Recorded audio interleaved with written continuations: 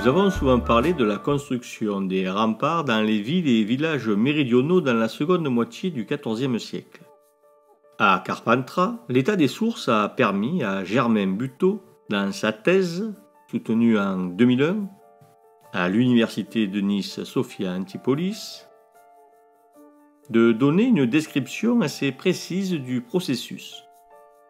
C'est donc l'arrivée en Comtat venaissin de la compagnie de l'archiprêtre vers 1356 qui mit en alerte toute la contrée.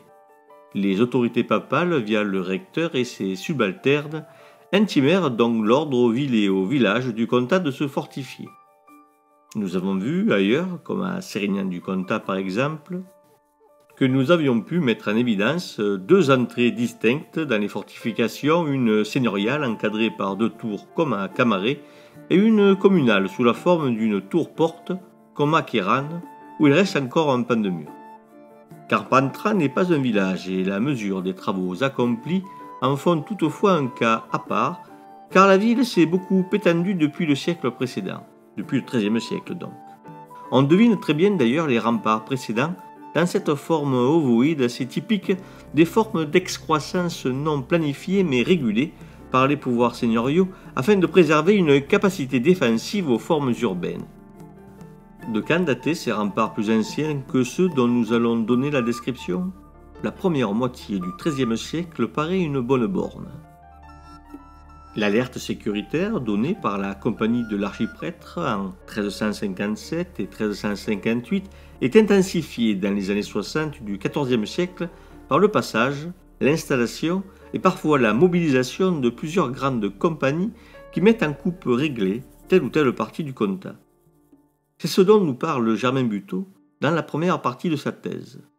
Les menées de la compagnie de l'archiprêtre que les Français avaient déversés sur le comtat et la Provence afin de se débarrasser de ces soldats dont ils n'avaient plus d'utilité avaient provoqué le lancement d'une longue entreprise de fortification généralisée. Cela commença donc par le creusement des fossés à Carpentras, 2 mètres de profondeur, 8 mètres de large. Toute la population y contribua et les autorités du comtat veillaient à la bonne marche des travaux. Femmes, enfants et jeunes garçons, adolescents plutôt, s'y employèrent moyennant un salaire payé par la ville à partir d'une taille spécifique établie à cet effet. En même temps que les fossés, on dressa des palissades de bois, sans doute à la hâte.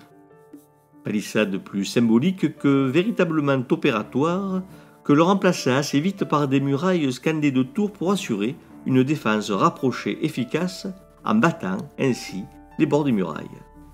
À cette époque, c'est l'arbalète qui règne en maître. Les ouvertures en croix latine dans les tours qui permettent le tir se trouvent un peu partout en comtat. C'est une marque de ces terres d'église, les terres du pape. S'il y avait quelques tours en 1360, tours reliées par des palissades de bois dans un premier temps, quelques années plus tard, on en comptera plus d'une trentaine, voire peut-être même 40, liées les unes aux autres par de hautes murailles de pierre d'1,50 m de large, des tours de plus de 20 mètres de hauteur, le plus souvent carrées, comme en Avignon, ou plus rarement semi-circulaires, pour les tours flanquantes.